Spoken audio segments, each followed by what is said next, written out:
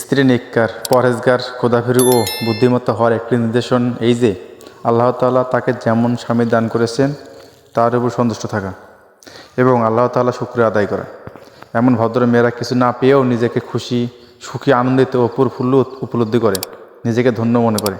যেমন ইমাম আসমাইল নিজের একটি বাস্তব ও শিক্ষণীয় ঘটনায় বর্ণনা করেছেন। তিনি বলেন, একদা আমি এক প্রান্ত গ্রাম অঞ্চলে সমবিহারে গিয়েছিলাম। আমি এক পরমা সুন্দরী মহিলাকে এক কুৎসিত পুরুষের বিবাহ বন্ধনে আবদ্ধ হতে দেখলাম। আমি আশ্চর্য হয়ে তাকে প্রশ্ন করলাম, তুমি কিভাবে এমন ব্যক্তির সাথে বিবাহ বন্ধনে আবদ্ধ হয়ে রাজি হয়ে গেলে? উত্তরে সে বলল, আপনি কথা বন্ধ করুন। আমি এক কথা জিজ্ঞেস করে কাজটার বেশি ভালো করেননি, বরং বুদ্ধিমত্তার পরিচয় দিয়েছেন। কারণ আপনার প্রাণপ্রিয় স্বামী হয়তো এমন কোনো নেক কাজ করেছে যার প্রতি সন্তুষ্ট হয় আল্লাহ তাআলা তাকে আমার মতো সুন্দরী, তরুণী এবং রূপসী স্ত্রী দান করেছেন। আর সম্ভবত আমার দ্বারা এমন কোনো নাফরমানি কাজ প্রকাশ পেয়েছে যার প্রতি আসক্ত হয়ে দয়াময় আল্লাহ তাআলা আমার ভাগ্যে স্বামী নির্বাচন করেছেন, যা দ্বারা এই নশ্বর জগতে আমার প্রায়শ্চিত্ত ব্যবস্থা হয়ে গেছে। মহান প্রজ্ঞাময় আল্লাহ তাআলা যাকে আমার পছন্দ করলেন, আমি তাকে পছন্দ না করি কেন?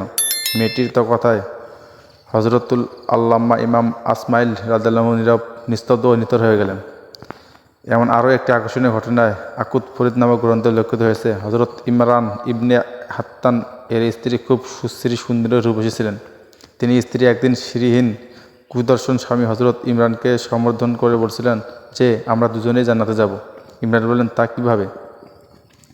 স্ত্রী বললেন, আপনার মতো কুৎসিত স্বামী হয়ে আমার মতো সুস্ত্রী পেয়েছেন, আপনি মহান আল্লাহ তাআলা শুকরিয়া আদায় করেছেন। আর আমি আপনার মতো সৌন্দর্যবিহীন পুরুষ পেয়েও ধৈর্য ধারণ করছি আর শুকরিয়া আদায় করছি। ধৈর্যধারী উভয়ে জান্নাতে যাবেন। একটি গুরুত্বপূর্ণ লক্ষ্য বিষয় যে আল্লাহ তাআলা একজন নারীকে কুৎসিত সুশ্রী যেমন স্বামী দান করেন না কেন, তার উপর রাজি খুশি থাকা যেমন একজন খোদাভীরু ও নেককার স্ত্রীর কর্তব্য, তেমনিভাবে একজন পুরুষকে আল্লাহ তাআলা সুন্দরী বা অসুন্দরী যেমন স্ত্রী দান করুক না কেন তার উপর সন্তুষ্ট থাকা আবশ্যক, বরং ঈমানদানকারী আলামত। আর লক্ষণীয় বিষয় হলো এই যে সকলেই যদি সুন্দরী ও রূপসী ধান্দায় হয়ে খুঁজতে থাকে, তাহলে কালো ও শ্যামলা মেয়েদের বিয়ে করবে কে? এই কথাটি পুরুষদের বিবেক দিয়ে উপলব্ধি করতে হবে।